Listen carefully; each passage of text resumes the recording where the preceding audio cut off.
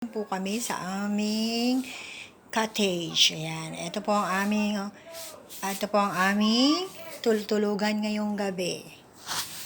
Ayan. 2 days po kami dito sa bahay angkan ng Sambales. Grabe, sobrang ganda po. Ayan. Para po sa ating mga viewers, tingnan nyo po, ang ganda po.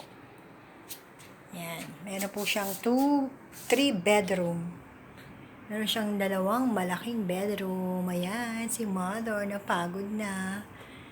Ayan. Ayan natin ang CR. Ayan. Ayan, ito po ang aming CR. Ayan, tingnan nyo naman po mga kabalbayan. Ang ganda. Ayan. Ganda po. Grabe, ang ganda oh. Ganda ni Pastora. Ganda, diba?